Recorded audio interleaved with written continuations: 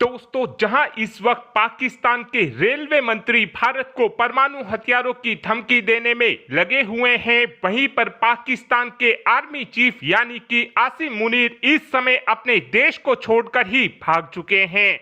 इस वक्त पाकिस्तान को खुद ही पता नहीं चल पा रहा है कि आसिम मुनीर किस बिल के अंदर छुपकर बैठा हुआ है। वहीं पर दूसरी तरफ पाकिस्तान की वायुसेना अपने फाइटर जेट को लगातार अपने शहरों के ऊपर उड़ाने में लगी हुई है। कहीं ना कहीं पाकिस्तान की वायुसेना को इस बात का खतरा लगा हुआ है कि कहीं भारतीय वायुसेना की तरफ से अपने फाइटर जेट की मदद से पाकिस्तान के बड़े बड़े शहरों के ऊपर हमले करने शुरू ना कर दिए जाएं।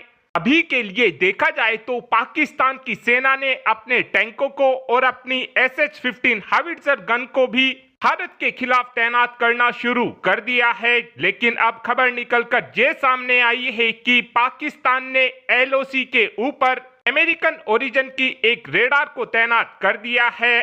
पाकिस्तान की तरफ से इस रेडार को LOC से मात्र 58 किलोमीटर दूर ही तैनात किया गया है। इस रेडार का नाम TPS रेडार है। पाकिस्तान के पास जो ये TPS रेडार है, ये एक काफी ज्यादा कैपेबल रेडार है, क्योंकि इस रेडार को अमेरिका की लॉकहीड मार्टिन ने बनाकर तैयार किया है।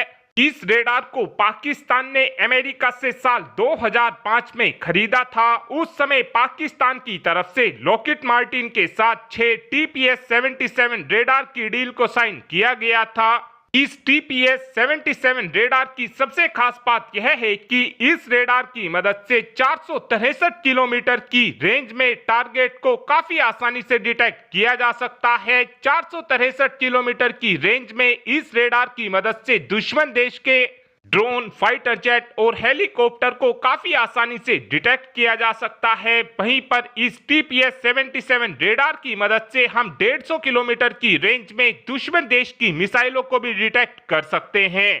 अब इसी TPS-77 रेडार को पाकिस्तान ने भारत के खिलाफ तैनात करना शुरू कर दिया है। इस समय पाकिस्तान की सेना की हालत को देखा जाए तो वो पहले से ही काफी ज्यादा खराब चल रही है, क्योंकि एक तरफ तो बलूचिस्तान ने इनका मार मार कर भूत उतारा हुआ है, वहीं पर इस समय बलूचिस्तान की तरफ से अब पाकिस्तान की सेना के एक भी टैंक या फिर एक भी हथियार को गुजरने नहीं दिया जा रहा है। इस समय बलूचिस्तान का पाकिस्तान से कहना है कि हम अपनी जमीन का इस्तेमाल भारत के खिलाफ पाकिस्तान को करने नहीं देंगे, और ये चीज दिखाती है कि इस समय बलूचिस्तान की तरफ से भी भारत का ही सपोर्ट किया जा रहा है।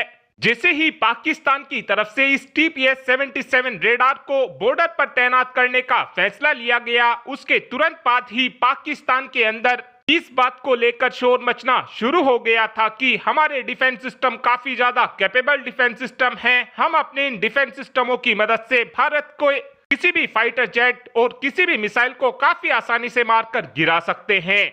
इस वक्त पाकिस्तान की सेना की तरफ से चाइनीज ओरिजिन के HQ-9 और HQ-20 डिफेंस सिस्टम का इस्तेमाल किया जाता है, और पाकिस्तान के लोग जो ये बात बोल रहे हैं कि हम भारत के हर एक तरीके के हथियार को इन डिफेंस सिस्टमों की मदद से मारकर गिरा देंगे, तो पाकिस्तान को ये बात याद होनी चाहिए कि जिस समय भारत की ब्रह्मोस मिसाइल गलती से मिसफायर होकर पाकिस्तान के मियां चानू के इलाके में जाकर गिरी थी, उस समय पाकिस्तान के डिफेंस सिस्टमों को 2 दिन तक भी ये नहीं पता चल पाया था कि उनके देश में कोई मिसाइल आकर गिरी है। और आपको बता दें कि इस TPS-77 रेडार का इस्तेमाल पाकिस्तान पिछले 20 सालों से कर रहा है। जिस समय भारत ने साल 2019 में पाकिस्तान के खिलाफ एयर स्ट्राइक की थी, उस समय भी पाकिस्तान के पास ये TPS-77 रेडार मौजूद थी। जब उस समय इस रेडार की मदद से पाकिस्तान भारत का कुछ भी नहीं कर पाया, तो अभी ये इस रेडार की मदद से भारत का कर क्या लेंगे।